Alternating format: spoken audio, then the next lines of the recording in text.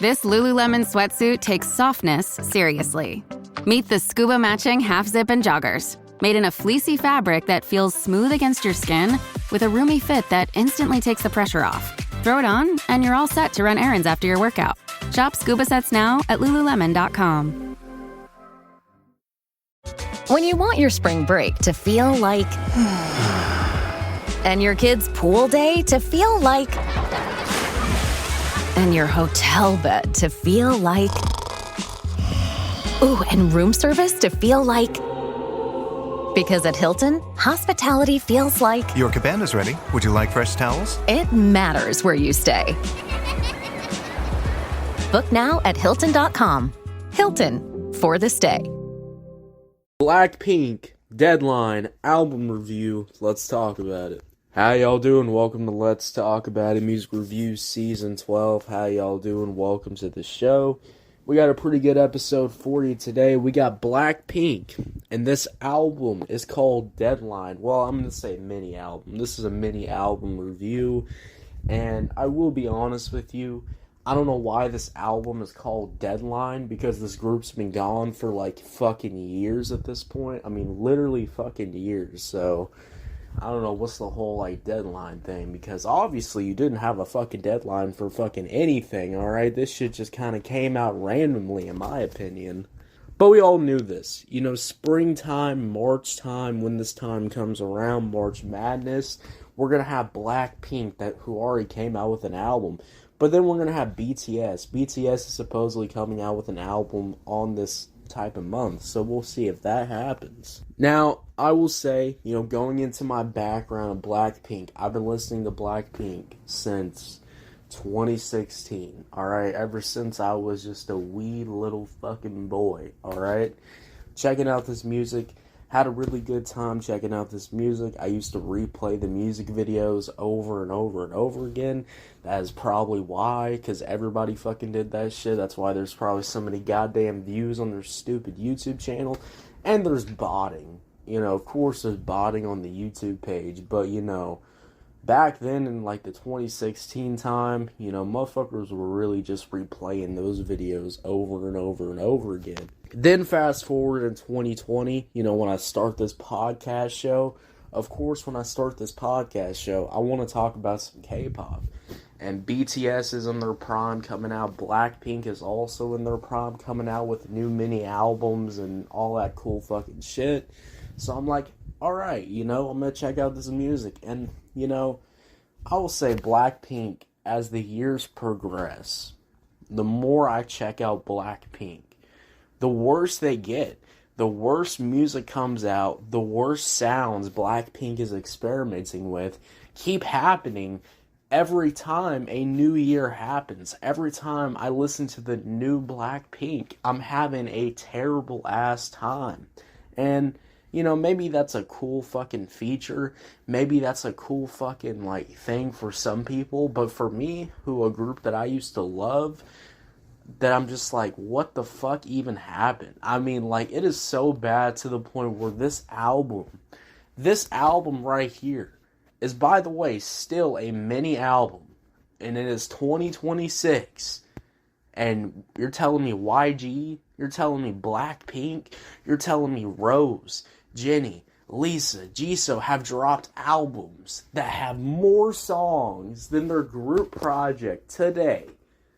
In the big 2020 fucking 6, after you've seen their solo work, after you've seen these guys, I mean girls, have, you know, I'm not gonna lie to you, have like 10 or 12 or 15 tracks on an album. I mean, what the fuck are we even doing here? I mean, this cover looks bland on the album, and when I saw everything, the reaction on Twitter, in my opinion, is justified.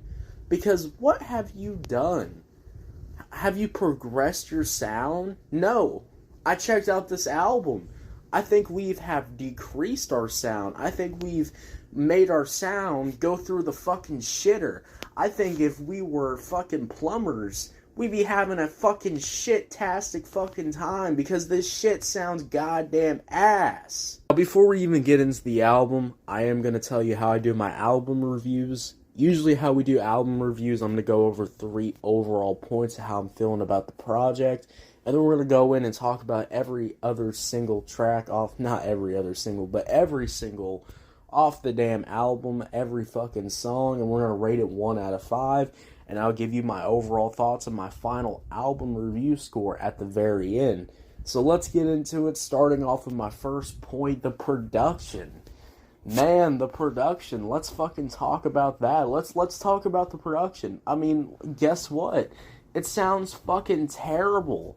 I mean, there's moments where I feel like I could look up dubstep, loops, dubstep, beat drops, and this is what I'm hearing. I'm hearing AI fucking dubstep beat drops. That's what I'm fucking hearing when I hear these beat drops that don't make any sense, have no correlation to BLACKPINK sound, just sound like the most basic ass fucking dubstep bass, the most basic fucking dubstep style drums.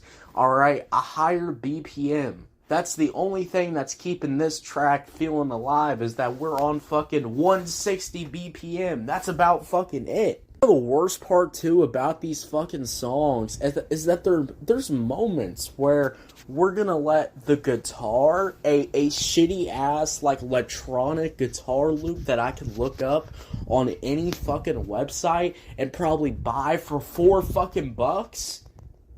You're telling me that's what I'm fucking hearing when I'm listening to a BLACKPINK song? That's what's carrying the fucking instrumental? That shit sounds fucking ass. That shit sounds fucking terrible. I mean, what the fuck are we even doing? The production is so shit that there's even a song like Champion, which sounds like Imagine fucking Dragons. I mean, you can't make this stupid fucking shit up. Now, usually BLACKPINK, has, some difference in the members. Usually, there's some really nice switch-ups that happen in the BLACKPINK. And that's what the cool thing about BLACKPINK is, that, every other member is going to provide something different.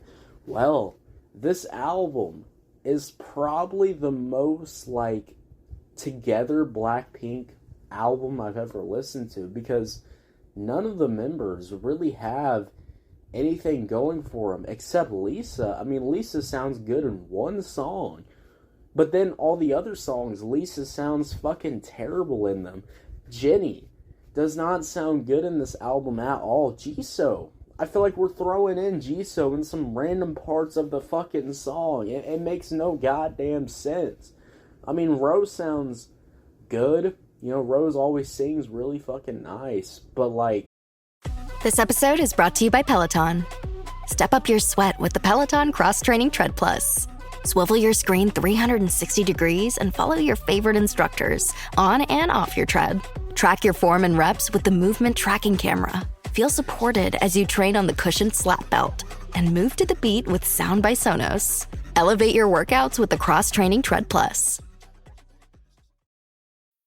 Say goodbye to that messy drawer of hot hair tools and hello to the one. Introducing Shark Glam, Shark Beauty's new 5-in-1 multi-styler. Shark Glam offers wet or dry styling, air straightening, and glossing all with one tool. When air is not enough, Shark Glam has all hair types covered, using a breakthrough blend of hot air and ceramic technology.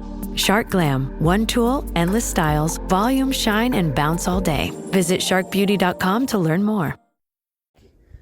When Rose is singing is just a build-up to a shitty-ass dubstep drop. Is that really just going to make me want to keep listening to the song? Is that what's going to keep me listening to the music? Is that what's going to keep me entertained? No. That shit is just a one-time listen. And I don't think a one-time listen is good. I don't think a one-time listen means your song has any fucking impact, has any fucking value when you're listening to it, when it only has one good listen. And then you go, okay, I've heard enough. And you never listen to the song ever a fucking again. Because why would you? When it's this boring, when it's this basic, when it has no life to it, when I'm listening to some fucking lifeless computer loops thrown together and fucking called a day. Who produced this shit? Whoever produced this shit needs to fucking kill themselves because they fucking suck ass. Killing themselves in Minecraft, by the way. But still, I just can't believe, you know, in the big 2026, this is what I'm complaining about. Dubstep, shitty ass loops. And that's kind of what the production is overall. So, you know, my third overall point too is these terrible ass songs. Why is this 5 tracks long when it sounds so fucking shitty? Makes no sense to me. Alright, let's just get into every single track. This will not take long. There's only 5 songs, 14 minutes long. Deadline, let's get into it. Starting off with the intro track, Jump.